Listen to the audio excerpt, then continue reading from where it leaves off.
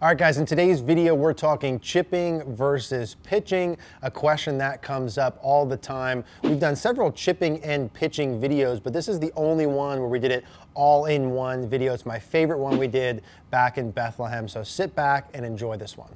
Hey guys, today I want to talk to you about the hanger training aid. I absolutely love this. I firmly believe that this is good for every single golfer. This hanger here creates and controls what I think is the most important part of the swing, which is the wrist angle.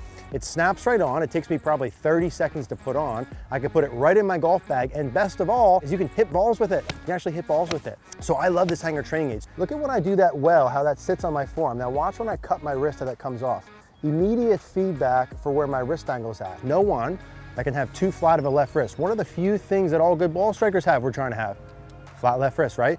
Super easy to use, incredible immediate feedback. With the coupon code GogornoGolf.com, it's only $59. You're gonna absolutely love it. We'll put all the details down in the description down below.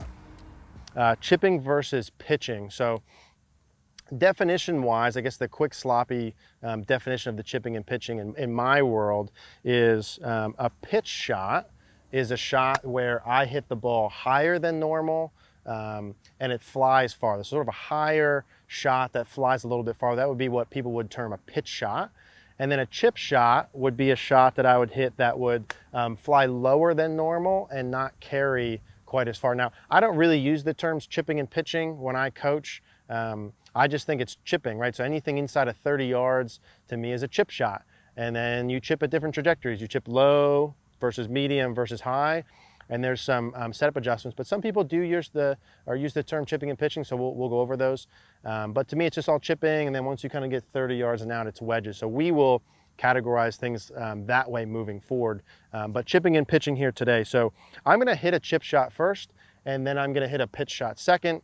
I want you guys to look at the differences yourselves, see what adjustments that you pick out that I make in my setup and in swing, and then we'll go through each one a little bit more in detail. So chip shot first. Remember I said chip shot, a little bit lower than normal and flies shorter relative to the pitch shot. So I'm just gonna hit a ball in the middle of the green here, and you'll see the ball will fly a little bit lower than normal and not travel super far. Here's my chip shot technique. Here's my setup pieces, and here's my chip shot. Okay, so that'll be about a baseline chip shot that I hit, I don't know, maybe 10, 15 yards. And now here's my pitch shot. So before we go through these, see if you can spot the differences in both my setup and my actual in-swing. So here's pitch shot. Okay, so there's my pitching technique. I'll do that one more time. Here's my chipping. So chip shot, lower than normal, fly shorter. Okay, there's my normal chip. And now here's my pitch shot. So see if you can see the setup adjustments. Good, and there's my pitch shot. So those are the two different shots. Let's talk about what differentiates each one. Let's start with the setup. So when I'm doing my setup, everything that I'm gonna do here is based on the fact that I'm trying to hit the ball lower than normal first, right, on a chip shot. So a chip shot I would use under most circumstances. So if I have a lot of green to work with, certainly I'm gonna do a chip shot, hit it lower than normal. I only wanna fly the ball basically as much as I have to. So if I have a shot where, let's say I'm 30 yards from the hole, or 20 yards from the hole even, and I only have like 5 yards of rough or fairway, but I have 15 yards of green. Well, I have 3 times as much green as I do fairway. I'm not gonna hit a shot there where I'm gonna fly it all the way to the hole and try and stop it perfectly. Okay, do some people have enough skill where they can do that? Yes, but the risk in that for most of you guys is too great. So in a scenario like that, I've only got to fly it about, I've got a third of fairway a quarter of fairway, and then I have 2/3 green to work with. I'm gonna get the ball on the ground sort of as quick as I can and get it back to the hole. It'd be more of a chip shot. So what setup pieces do I do? Well, it starts with the ball position. We said chip shot is lower than normal. Where would I move the ball position if I want to hit the ball lower? Would I move it back or would I move it forward? I would move it back, right? So the more the ball goes back in my stance, the lower it goes. The next question then is how far back? And there's no perfect answer. The answer to that is play around with it, see what works. Have I seen really great trippers and pitchers of the ball with the ball in line with their right toe? Yes. Behind their right toe? Yes. In front of their right toe? Yes. For me as a stock model, getting the ball too far back gets risky. A lot of leading edge comes into play with that. So I'm going to recommend just inside your right big toe, or about even with your right foot for a baseline chip shot that you're trying to hit lower than normal, okay? We've done other chipping videos where I recommend the ball being a little bit more forward towards middle, using the bounce. You can watch those, that's different. We're talking specifically kind of lower chip shot. So ball in line with the right toe or just inside. Handle here will be slightly forward. I don't want it way forward like so. Slightly forward, hands kind of inside of the left thigh would be appropriate. Club face here will be very square. I don't need to open it at all. As always with my normal chip shots, my feet are very close together. All of those pieces will stay the same. So ball's a little bit farther back, handle slightly forward. I will probably go about 60% of weight in my left leg, 40 in my right leg. So if I'm kind of just coming in from stock, what adjustments I'm making? I'm gonna go ball back, right, part one, handle and weight slightly forward here like this.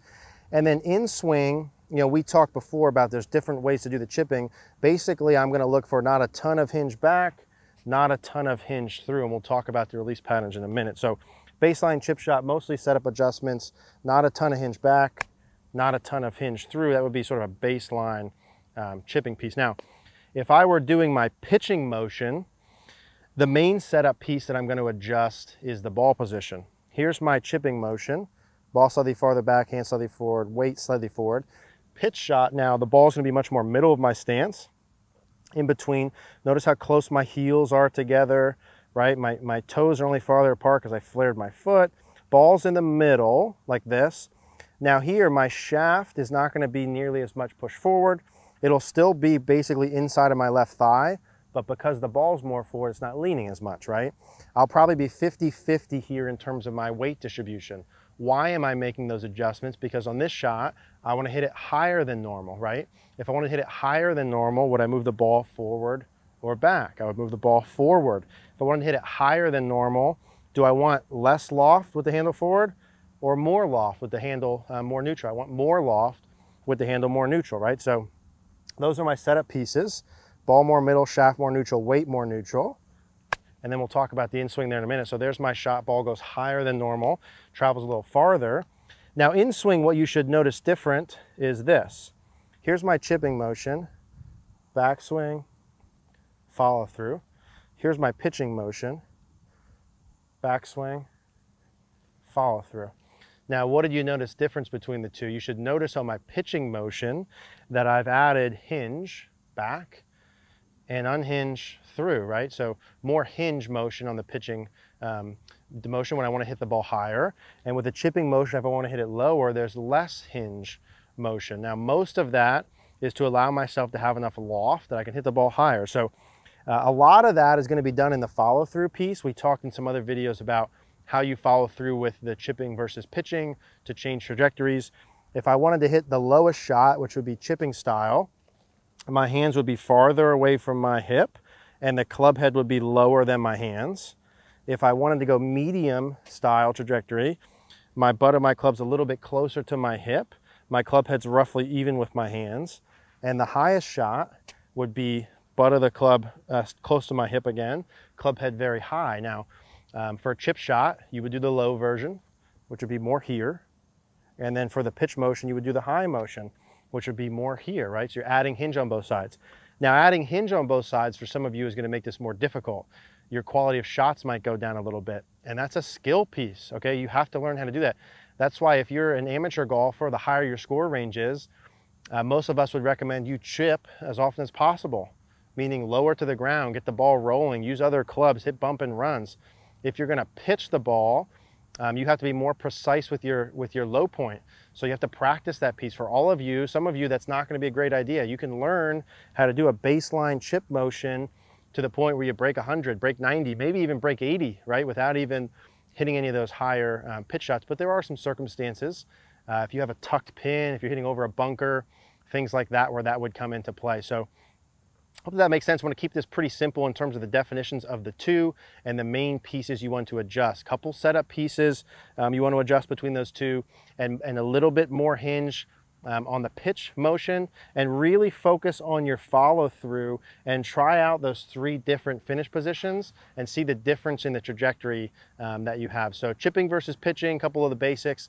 Hope that all makes sense to you guys. If you guys have any questions, as always, leave me a comment down below.